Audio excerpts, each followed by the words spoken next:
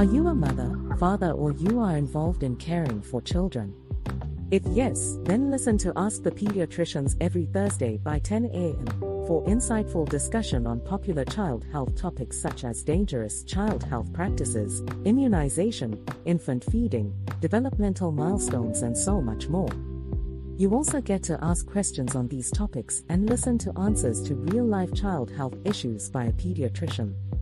Ask the Pediatricians Foundation is devoted to health education and information of parents and caregivers of children in the community to support you in raising healthy children. Don't miss Ask the Pediatricians with Dr. Gbemi because it's informative, educative, and interactive. Ask the Pediatricians Hour, the program for caring parents.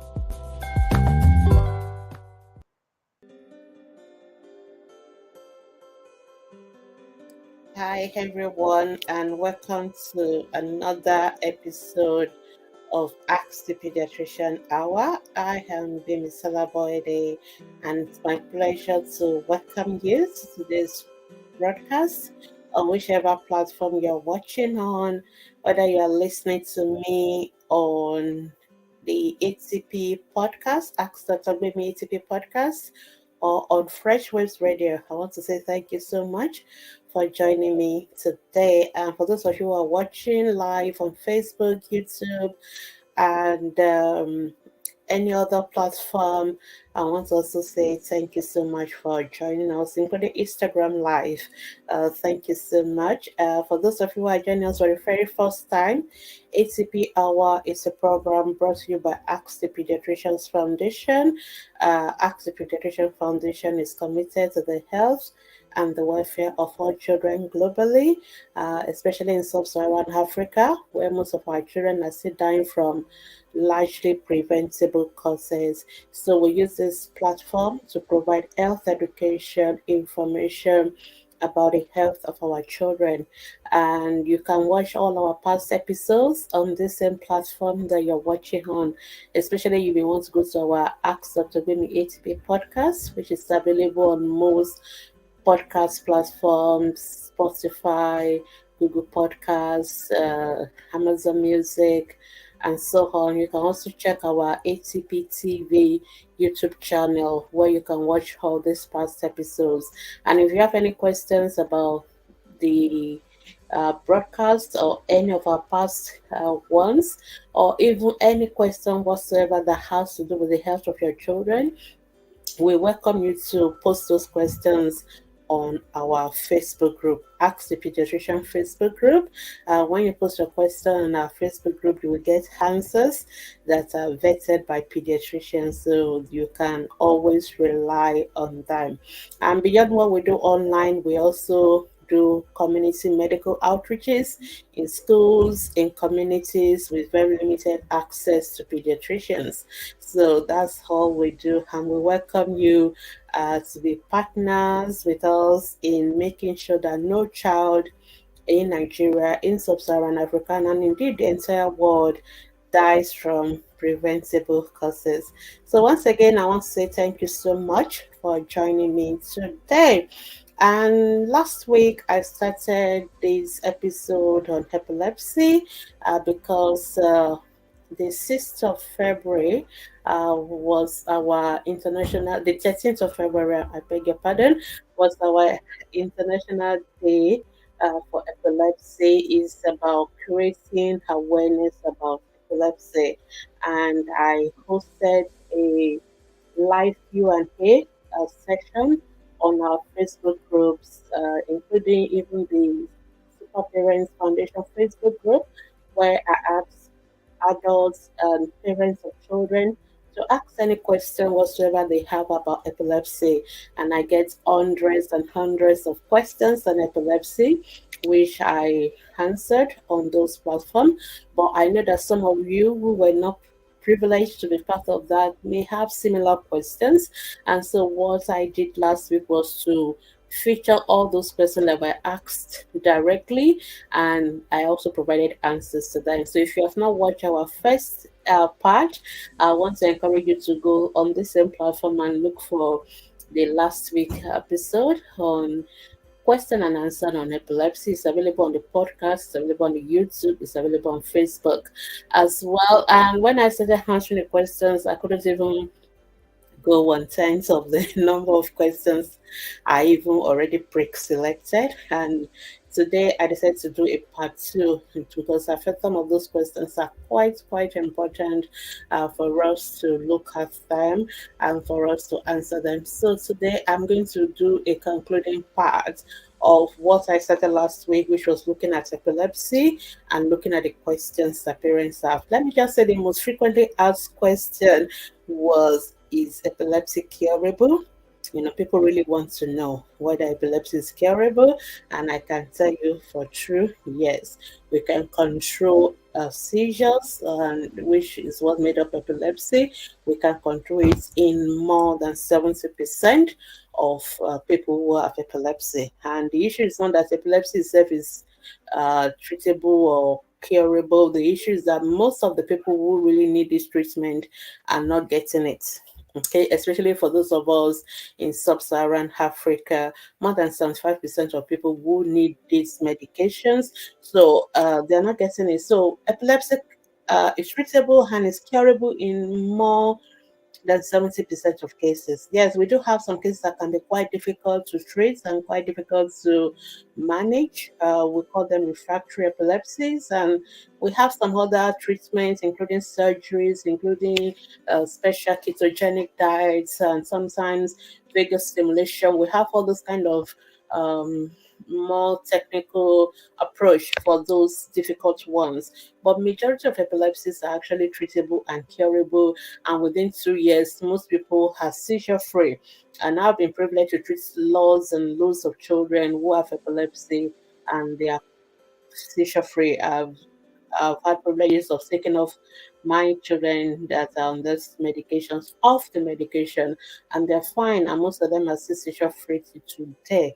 So epilepsy is curable, it's treatable in most cases. It's all about making sure that people get the right medication, and as soon as, which is why we do this awareness, as soon as we get beyond all these superstitions, and as soon as we get beyond all these fear and supernatural spiritual beliefs of the cause of epilepsy, and we begin to see it as a medical condition, abnormal discharge in the brain, which we can quieten with medication, we'll begin to get the right treatment, and then we can see that most epilepsies are actually curable.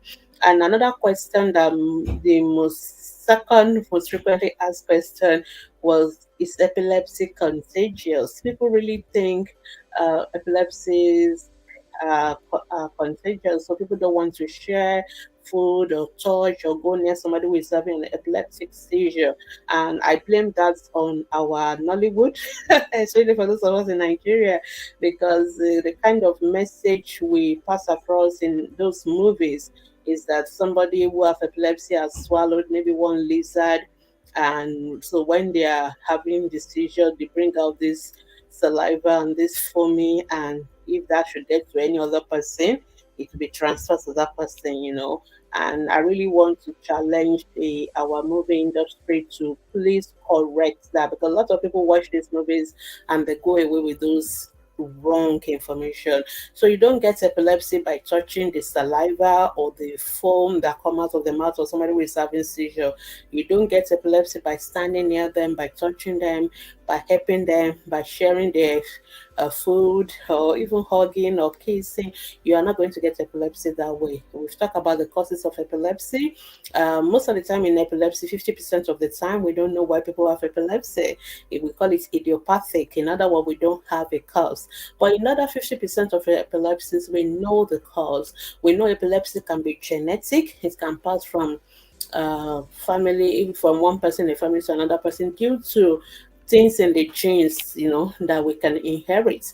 So we know epilepsy can be genetic. We also know that epilepsy can be due to brain injuries, anything that causes injury in the brain. Maybe a child that was born and the child did not cry at birth, oxygen did not get to the brain. Of course, the brain cells begin to die, and those parts of the brain that die can become what we call a focus for abnormal discharge, and that's what cause epilepsy. Or maybe a child has meningitis or infection in the brain, that can also lead to long-term later complication of epilepsy. Or even head injury, a child fell or they bled in their brain, all those injuries in the brain can later result in epilepsy. We also know sometimes during the formation of the brain itself, it was not properly formed. There's malformation in the brain that can also cause epilepsy, or there is a growth or a tumor in the brain that can also manifest as epilepsy, or even worms getting into the brain and forming something there can cause abnormal discharge, and that can lead to epilepsy, or even for adult stroke. People who develop stroke causing brain injury can also lead to epilepsy. So we know the cause of epilepsy in more than 50%. In 50%, we don't know the cause, but it is definitely not infectious. It is definitely not contagious. It is one of the most common condition that has to do with the brain, all over the world. And epilepsy can affect adults, it can affect children. Indeed, like I said last week, more than 50 million people all over the world live with epilepsies, though more than 80% of them are in developing countries like ours. And that has to do with the fact that many of us don't go for proper treatment, or we don't get treatment, either because we didn't even go for the treatment, or because we don't have the money for the drugs and all that. We don't even know that this is something that can be treated medically, because we believe it's something spiritual. So all these things can be addressed. And if we address them, more than 70% of people who have epilepsy will no longer have epilepsy. They will stop having seizures and they will be fine.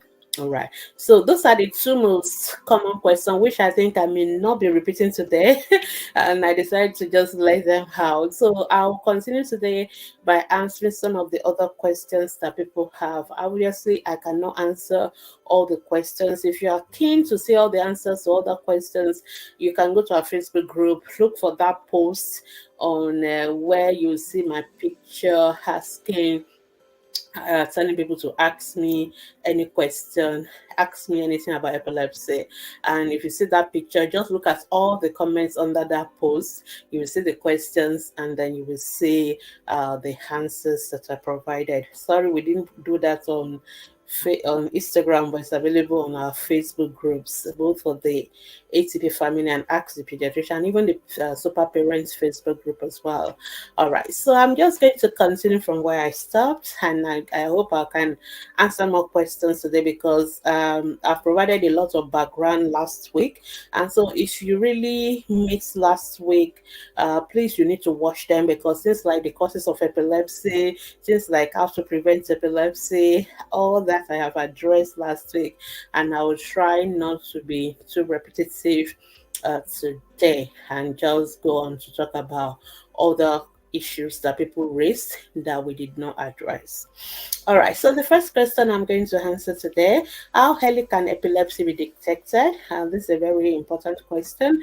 If you remember the definition of epilepsy, epilepsy just means having recurrent seizures that are not associated with fever. So once there's fever, once there's seizure and no fever, and it's happening more than 2 times, we call it epilepsy. So epilepsy has to do with recurrent seizures, and seizures has to do with abnormal discharges in the brain, and it can manifest in different ways. So back to the question: how early can epilepsy be detected? Once you start seeing the seizures. So, and like I mentioned the last time, epilepsy can happen in adults, it can happen in children, it can happen in all age groups. So there is no age group that cannot have epilepsy. All right. So newborn babies can have epilepsy. If newborn babies are having seizures, they can have epilepsy, and adults can also have epilepsy. So it is when we start to see the seizures that we talk about the epilepsy. So that question is just about when do we see the seizures. And once we start seeing the seizure, then we know that okay, that is the beginning of the epilepsy. I hope that is clear. And the second part of the question, like, do constant uh, seizures due to epilepsy cause imbecility? Okay, all right. Actually, there are some words we no longer use in this age. I'm also a developmental pediatrician, so I take care of children who have physical and disabilities generally. And we people used to use words like imbecile, mentally retarded, and all those times kind of expression for people who have disability. Now, those are terminologies that have been phased out, and those are terminologies we should never use again. Unfortunately, I still come across people who see tend to use those words. So please don't call any child imbecile, retarded, and all that. We talk about people with disability, okay? And it doesn't matter what kind of disability. So if somebody is, you can talk about people who have visual impairments or blindness, deafness, or people who have intellectual disability, or those who have learning disability, but we don't talk about retarded, imbecile, and all that.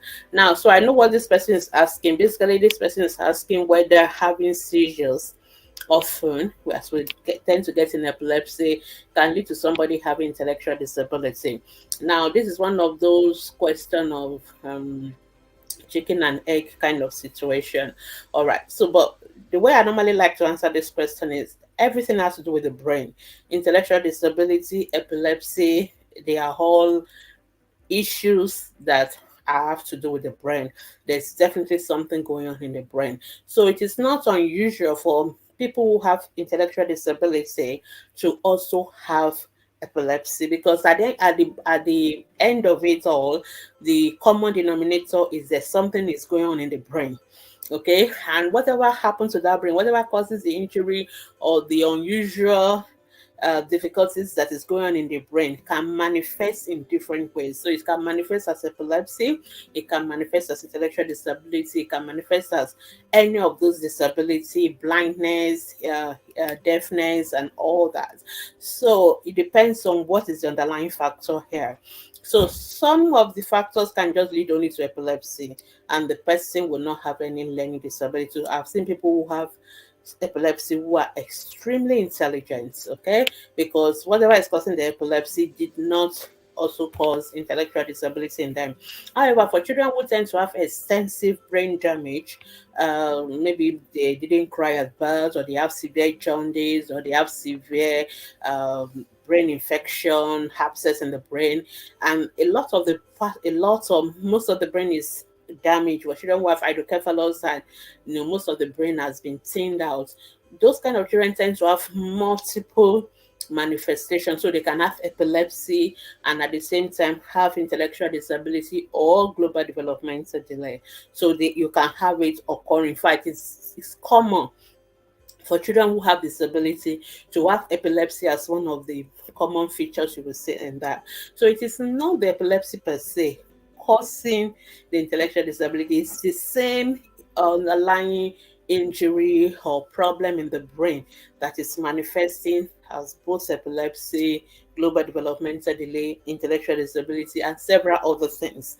So that is number one thing I would like to say. But there's also another caveat I would like to say. If a child is having epilepsy and it is not controlled, okay, because when children are having abnormal discharges in the brain and they are having the seizures, the brain is using a lot of oxygen, a lot of things, a lot of what we call nutrient substrates, and those things have to be replaced. So which is the reason why when a child is having seizure, we want that seizure to stop as soon as possible, because if the seizure does not stop within minutes and it progresses to what we call status epilepticus, then that can actually cause more brain damage. Okay, so now this is a child who is having epilepsy because there's already something wrong in the brain. There's an injury, there's a damage. Now, if the seizure is not stopped on time and it's going on for long and the child develops what we call status epilepticus, then there's going to be more brain damage because the brain is going to use that seizure activity is going to use up all the oxygen, all the substrates in the brain, and some of it may not get to the brain. Some of the children, sometimes some of the process we even try to do would deprive oxygen from getting to their brain, and that will cause more brain damage. So we don't want children to have prolonged seizures. Prolonged seizure can lead to further brain damage, which will make epilepsy worse, which can now lead to even more problems like intellectual disability, learning disability, and all that, because additional damage is happening to the brain. So we don't want children who have epilepsy to not have too many more seizures, which is the reason why we treat children with epilepsy. We want the seizure to stop. We don't want it to keep happening. And when they even have the seizure, we don't want it to happen for too long, because if that happens, then it's going to cause more damage to the brain, and that is not good, because we are now going to have more challenges. So I'll give you a typical example. Sometimes we have children who have what we call febrile convulsion. So febrile convulsion is not epilepsy. This is convulsion due to fever. However, if that child is having fever with convulsion and we don't stop that fever with convulsion quickly, less than 5 minutes, and it go on and on and on, and then that child may suffer, more damage to the brain, due to lack of oxygen getting the brain and all that. And what will not happen is that this child will have a febrile convulsion, which is something that should stop at the age of 6. But because the child has a very long, prolonged episode of it, and now that has caused more brain damage, then the child will now develop proper epilepsy, which means the child will not start having seizure without fever. The child may even have other disabilities as well. So I hope that is clear. So it's a condition that tends to occur together, not necessarily because one is causing the other, but also if epilepsies and the seizures are not well controlled and it is really prolonged, then that can lead to more brain damage. That can lead to other disabilities. So, which is why we want to treat seizures on time and we want to prevent it. So I hope that is helpful. All right, let's move on. Somebody says epilepsy contagious. Already have answered that question, because I think it's one of the most frequently asked questions. So it is not. Epilepsy is not infectious. It's not like COVID. It's not like HIV. You don't get epilepsy by coming in contact with somebody who has epilepsy. Now, can it start at any time, even in adults? The answer is yes. Epilepsy can start at any time, but majority of epilepsy, especially the ones that are genetic epilepsies, tends to start in childhood and around the teenage years. The epilepsy that tends to start very first time in adults tends to occur secondary to conditions like stroke, brain tumor, things that affect mainly adults. So although epilepsy can start at any time, but majority of them tend to start in childhood and teenage years, especially those that have to do with genetic causes. But it can happen in anyone. Epilepsy affects all age groups, and it can start anytime depending on the cause. So the person was asking me if is this something that can suddenly occur? Yes, it suddenly can occur. And the third question, does it have a permanent cure? Which again is a most frequently asked question. Between it and is it contagious? I don't know which one. I think is it curable is the most common. Yes, epilepsy can be cured. Epilepsy can stop. And I've seen a lot of children who had epilepsies and will put them on medication, they stop having seizures. In fact, I used to run a clinic on Mondays, and 9 to 6, I'm seeing people who have epilepsy. 90% of the children in my clinic, and most of them were able to stop the epilepsies and they're fine. All right. Somebody's asking, is there anything like black malaria, like a situation when one gets a seizure because there's a bout of fever? Okay, so there's actually what we call black malaria, but it is not what this person is describing. It's a different kind of severe malaria altogether. But what this person is describing, when you have a seizure because of fever, is not black malaria. That is febrile convulsion, and it's febrile seizures. And febrile seizures happen only in children. It happens in children, not even all children, between the ages of 6 months to 6 years. So children between the age of 6 months to 6 years, they can have fever. And if the fever is high, they start having convulsion, and we call that febrile convulsion. Usually the convulsion will happen just once. So there are two types. We have what we call the simple one, we have the complex one. We have the simple febrile convulsion, and we have the complex febrile convulsion. Simple febrile convulsion, the child has fever, the child has one convulsion, and that's it. But it can happen again. So there are some children, actually, it run in certain family. Every time the children have fever, they will have convulsion. In fact, some of them, the fever doesn't have to be very high. Once they have fever, they will have convulsion. And so for such children, sometimes what we normally do is to start giving them, we give the parents medication that all the children start having fever. Before they have the convulsion, we just tell them to give the drugs. So usually we give them Valium. Please don't go and buy it. It has to be prescribed. There's a way we give it. There's a quantity. So we sometimes give it by into the anus, the rectal diazepam. In some advanced countries like UK, they have what we call a different form of it. We call it buccal medaxolam, something they can put in the cheek of the child. The child doesn't have to swallow it, and so we give some of those kind of children that tend to have seizures once they have fever. Okay, we also have the complex febrile convulsion. This one, they also have convulsion with fever, but they tend to have several convulsions and it can go on for long. And those children who tend to have the complex febrile convulsions, they are the ones that later in their lifetime may also develop epilepsy, which means they will not having seizures without fever. So it's so important for you that whenever your child is having convulsion, you feel their body. You feel their body. Were they having fever before the convulsion starts, or were they having fever after the convulsion?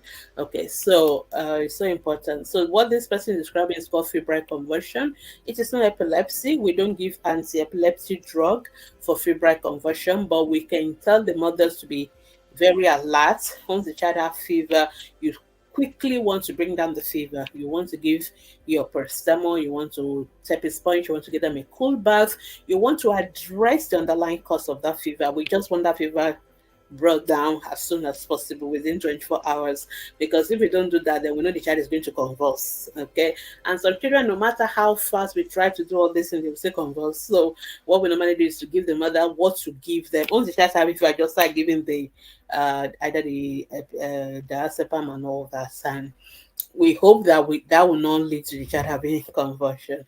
But the good news is that febrile convulsion will stop by the age of 6 years. Now, it's so important for us to know the age for febrile convulsion, because if your child have fever and have convulsion before the age of 6 months, we don't call it febrile convulsion. There is something that is more likely to be due to infection going on in the brain, or even severe malaria or something else going on. And if it is after 6 years, it is no longer febrile convulsion. There's something going on causing fever and causing convulsion. And most of the time, it is infection within the brain or the coverings of the brain. So that is different. So if you are not sure which one it is, you can always see your doctors, especially if it is happening more than once. All right, let's move on.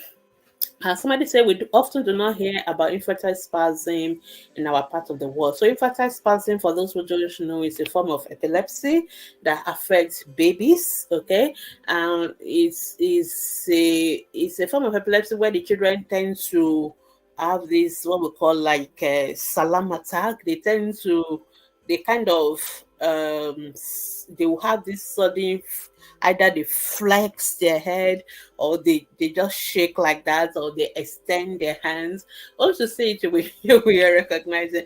It looks like I see when children are afraid and what we call a moral reflex. But this time around, the children will have several episodes. So the child will have several episodes, either when they're waking up or when they're going to sleep, and you can have several episodes during the day. Sometimes parents tend to pick it up that this is a little bit unusual, but sometimes some parents actually mix it. It's very difficult to mix actually, but once we say it and we do the EEG, the EEG is very classical. There's what we will see on the EEG. We know for sure this is infantile spasm. It has a classic EEG finding, and then it can be due to problems in the brain. Sometimes it's due to there's nothing wrong with the brain. We tend to do a scan a lot in children who have infantile spasms, and we have treatment for it. It can be treated, and most of the children will stop having it. So I always encourage parents, because I do get a lot of questions on ATP about infantile spasm. There is a video on our group, there's a video on YouTube that you can watch, about infantile spasm. If you suspect that my baby has infantile spasm, there are videos that you can watch, and you can also do a video recording, which is what I normally tell parents. If you think your child is having seizures or you're not sure, thank God almost everybody these days have a phone that has a camera function. Just take out your phone, record it, okay? And then go see your doctor and you will show them. And once we see it, we can quickly say, oh, yes, this is infantile spasm or not. And then if we suspect infantile spasm, we'll send the child for EEG. And like I said, it's a very easy to confirm form of epilepsy, and then we can start treatment. And most children will be fine. Some children may have other complications. They may have global developmental delay and all that. So they will need to be under follow up with the developmental pediatrician for a while, but we can do it. In terms of creating awareness, that's what we do now. I do talk a lot about infantile spasm on ATP. We have videos and all that. So what I always tell parents, if you see any movement in your newborn baby and you don't know what it is, just record it. Next time you go to the hospital, or if it's so important to you, you go there and book an appointment and make sure your pediatrician have a look at that recording. All right. A lot of parents complain of their baby shaking hand in their sleep, shaking their legs in their sleep. In fact, most of you send me videos of that a lot. That is not epilepsy, and that is not infantile spasm. That is what we call benign sleep myoclonus.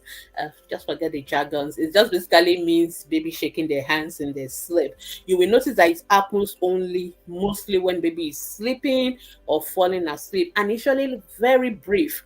Just 1 second, you just see that shake of the hands, and usually one hand or one leg at a time, just very briefly in a child who is sleeping. The child is otherwise well, nothing.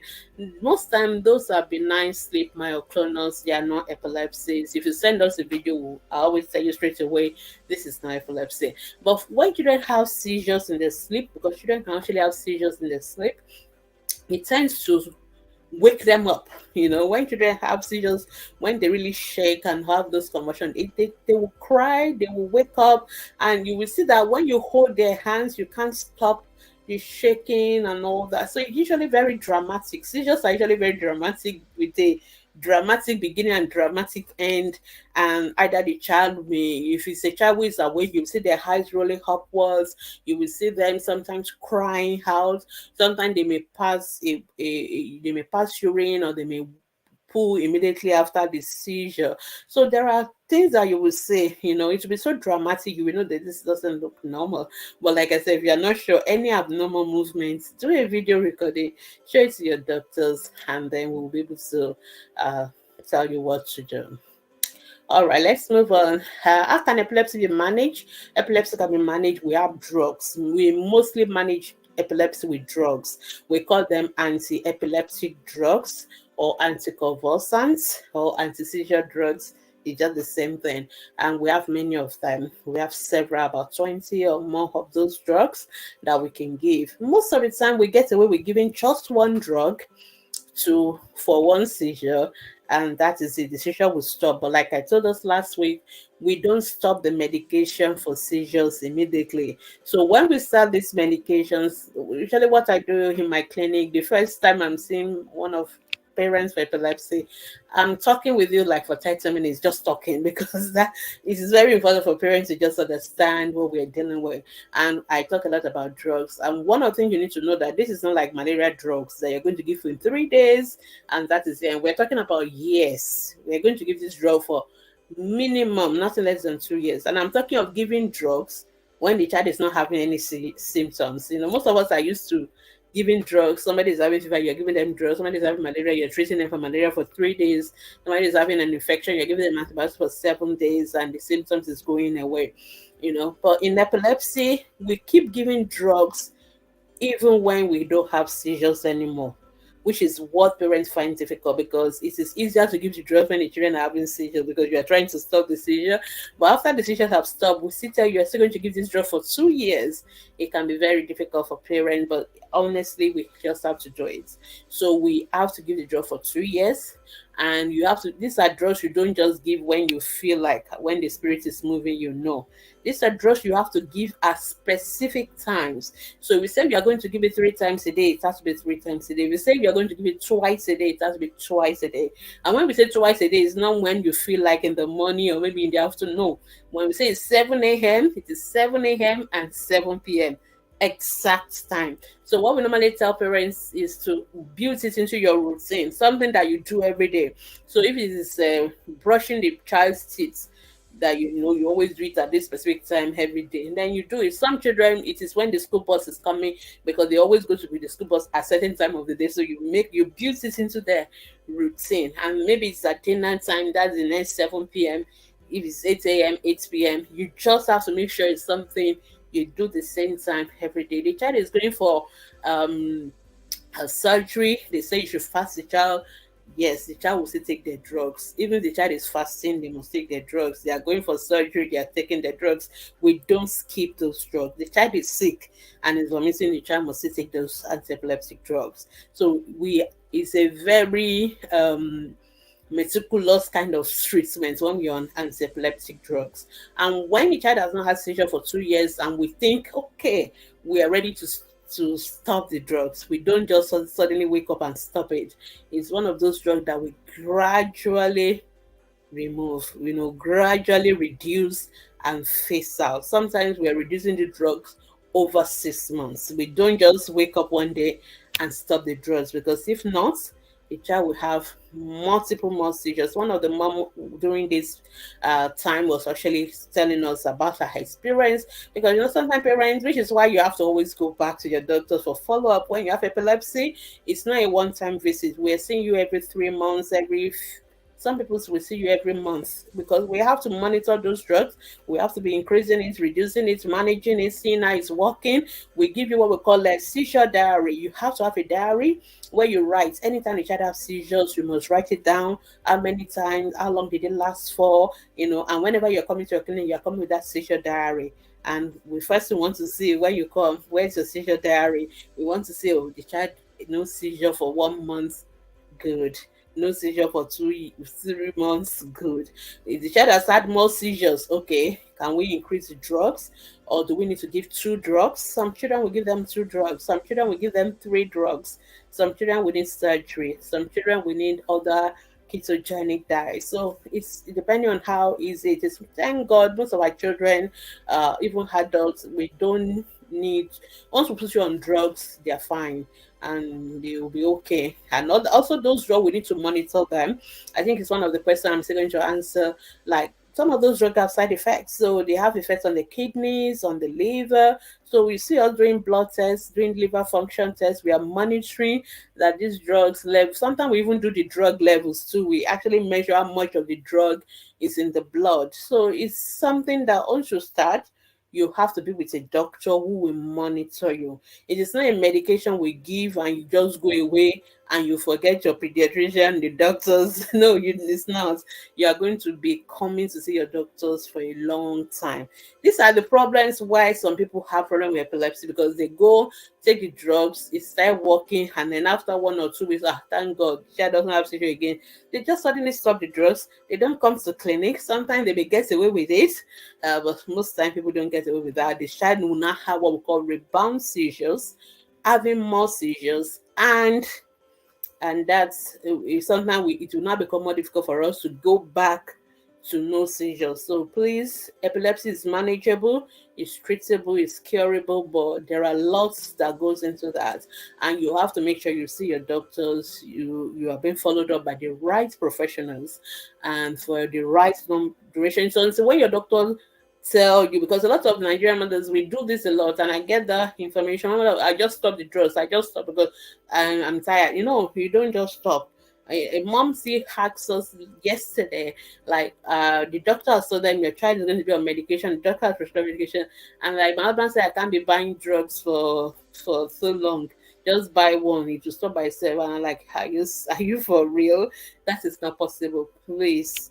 We're not, this is a very serious condition. This is not malaria. This is not an infection that will run its course. This is serious. So you need to buy the drugs, you need to get the medication, you must do it properly.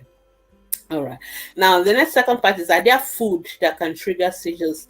Actually, I don't think so. Food do not trigger seizures. Things that can trigger seizures, some people have what we call photosensitive epilepsy, where when they're exposed to certain lights, or it's really like from the laptop or the TV, anything that flashes, lights like that, then they start having seizures. They have what we call photosensitive epilepsy, but we don't really have food causing seizures. Somebody asking, does telecommunication masts, all this one people are building for our mobile networks, do they contribute to seizures in human? I really don't think so. We've not had enough research. Obviously, these are things that have happened only in the last 20 years, but so far as we know, they don't cause epilepsy. All right. Is there any effects on the long-term use of seizure control drugs? The answer is yes. So seizure control, just like any drug, even your paracetamol, every drug has side effects, and that's one of the job of your doctor. This is why when your doctor prescribe the drugs, they don't just say you buy, see you whenever. No, they ask you to come for follow-up every 3 months. Sometimes the seizures are well controlled. We can even do 6 months, but we have to see you at least nothing less than once a year, because we need to monitor the effects, the side effects of drugs. One of the things we always tell you at the beginning is the side effects of the drugs. Every drug has side effects. Even your paracetamol has something that you can buy yourself. It has side effects. There's an amount of paracetamol you will take and your liver will just pack up. So anti-seizure drugs, they have side effects. So what we do, we monitor those side effects. We even do blood tests. We do what we call like liver function tests. We monitor the level of the drugs in the blood. We do all those things. We That's why we have to control the amount. So what we normally give the dose is the minimum to do the work. We give you the minimum required. It's only if the minimum is not working that we take it a little bit higher. Then when we start getting to the maximum dose and it's not working, then we know we have to stop and try something else. Thank God we have at least up to 20 different drugs to choose from, okay, depending on the kind of seizures.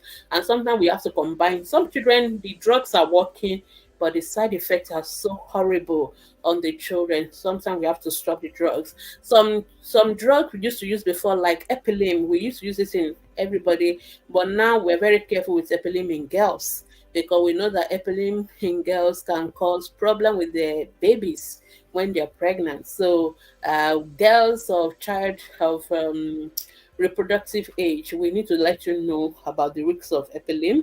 So if we can avoid it, we will not give epilim to girls towards their reproductive. Once they are teenagers, we know they can get pregnant. We don't want to give epilim. We want to give something different.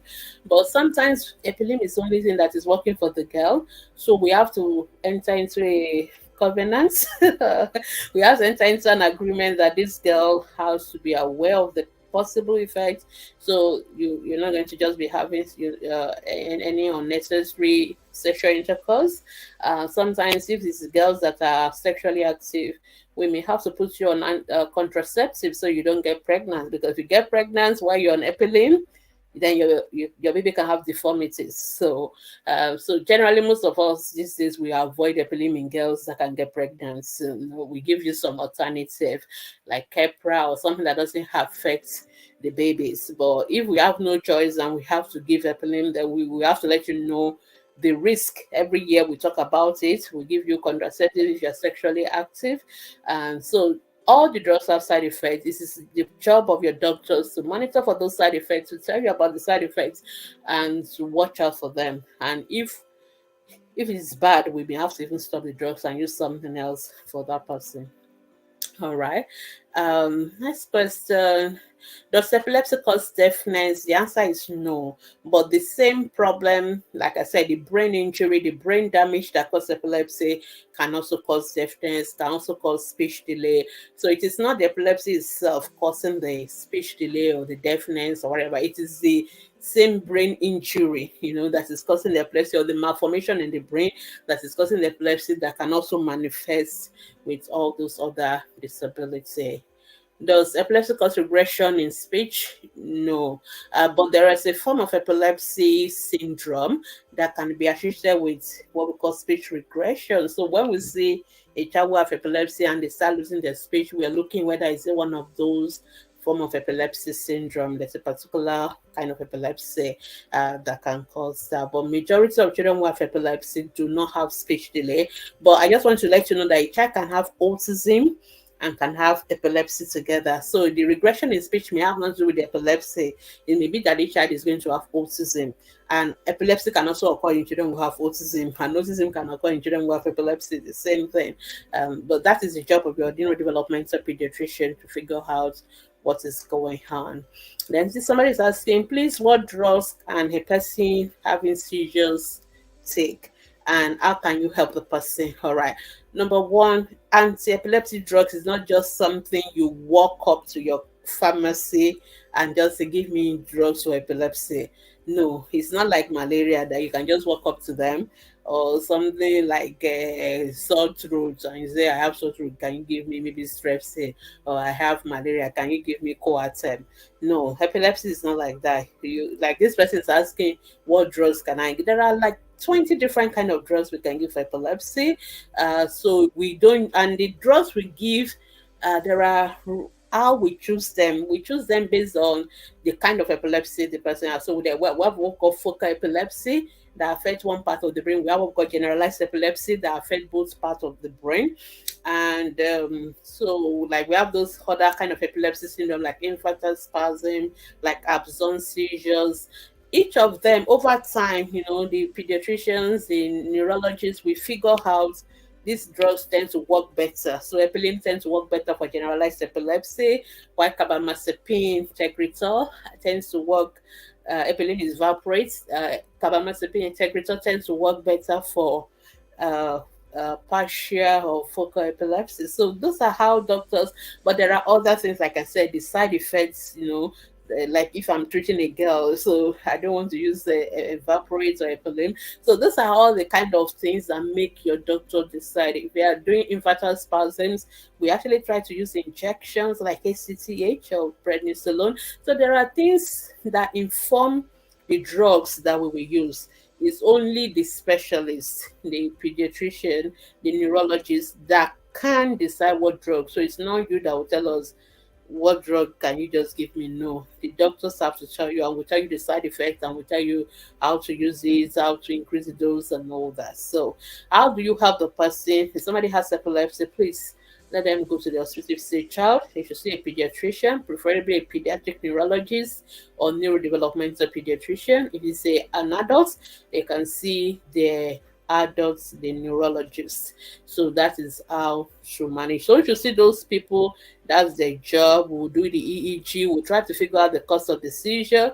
We try to figure out what kind of seizure it is, what kind of epilepsy, and then we'll kind of figure out what best options do we have in terms of drugs to treat. And that's what we do. And we'll monitor you until the seizure stop.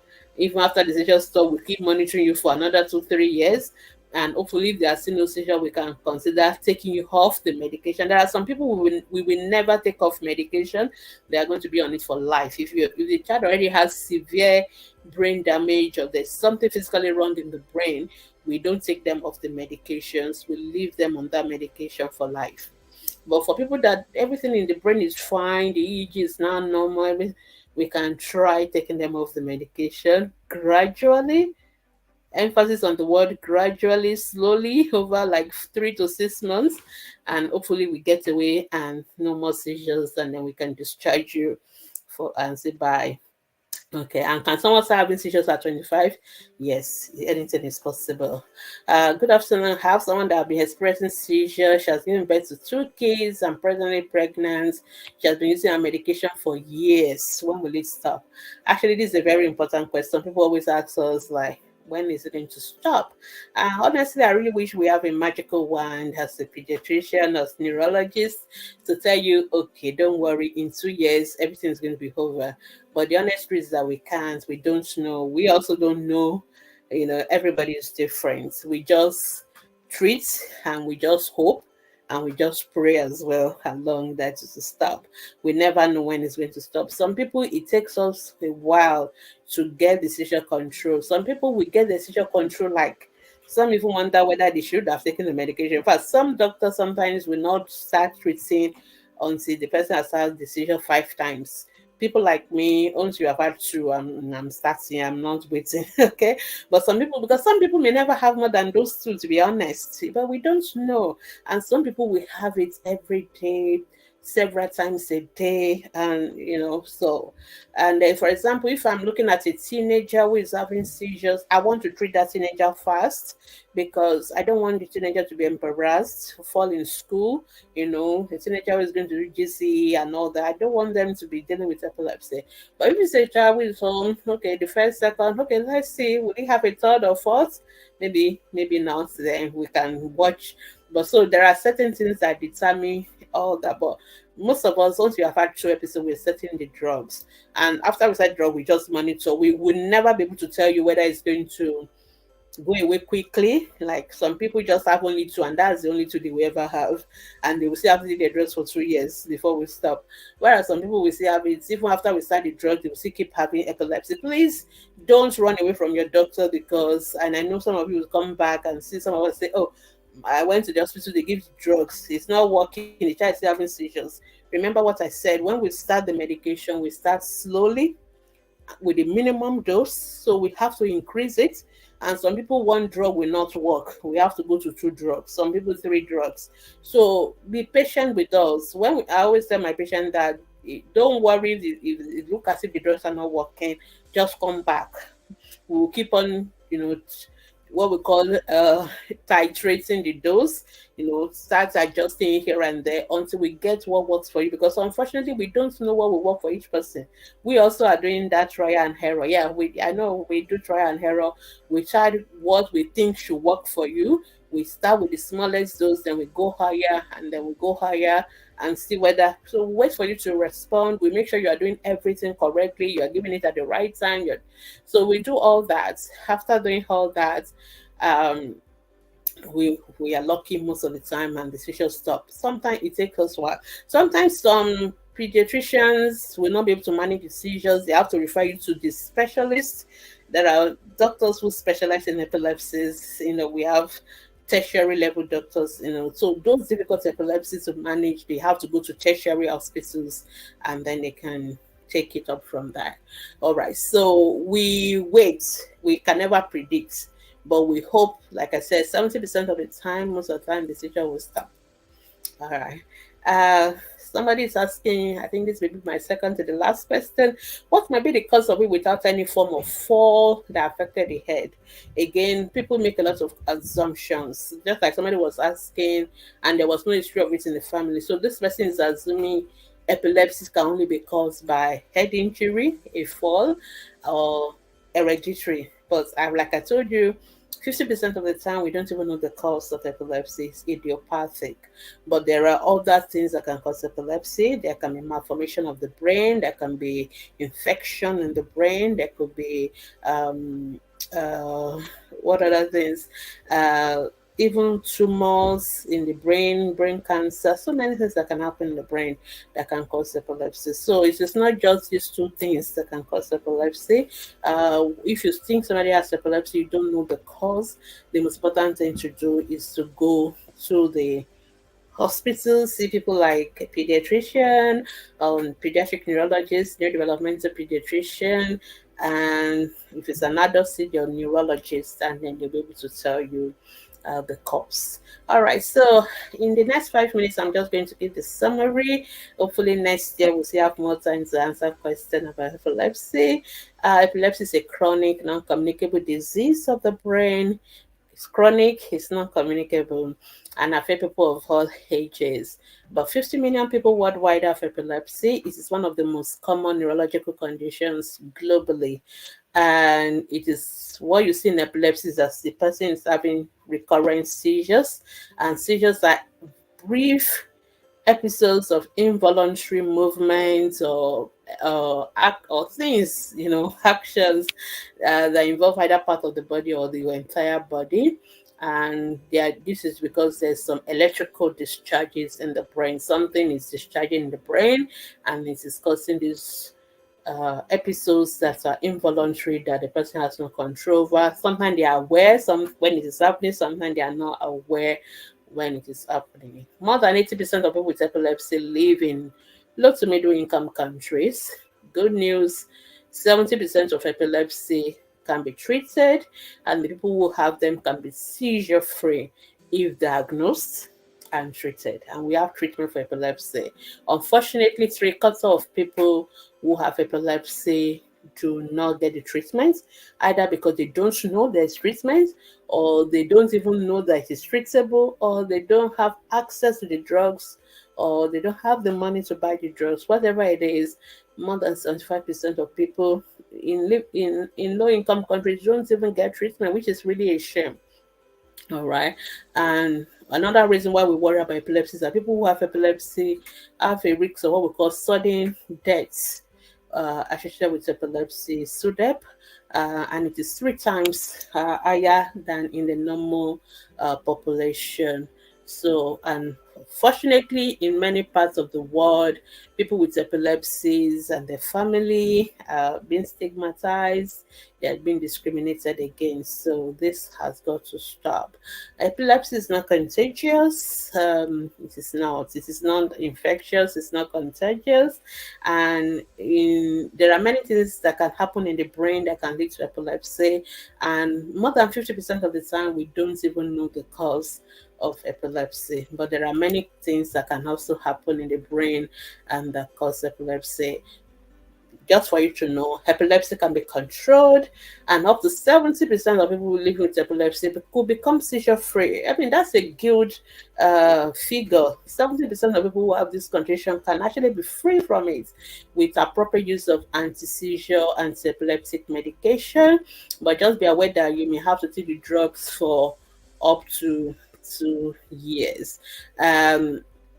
So we can actually deal with epilepsy, and also more than 25% of cases of epilepsies we can prevent them. I told you 50% we know, 50% we don't know, but the 50% we know, 25% of those ones we can prevent. We can prevent head injury, we can prevent road traffic accident. Please wear your helmets. If you are doing those kind of sports where you can bang your head, please wear helmets, so we can prevent the post-traumatic epilepsy. Proper care for our newborn babies so that they don't have a birth asphyxia, they don't have birth injury, and all that can also lead to prevention of epilepsy. Children who have fever, let's work to quickly get the fever down. Prevention of stroke, will prevent epilepsy due to stroke and all that. We can prevent CNS infection, immunization, proper diagnosis, antibiotics. We can deworm our children, because worms can actually get into the brain and cause epilepsy. Yes, that's one of the reasons we ask you to deworm children. So if we do all these things, we can prevent epilepsy in 25% of cases. And for those we cannot prevent, we can treat. Okay, so if you still have any question about epilepsy, you can go to our Facebook group, ask your questions, and we'll be happy to answer them. So thank you so much for joining me today, and I will see you again same time next week, when we'll be talking about another important topic that has to do with the health of our children. And it is bye from me.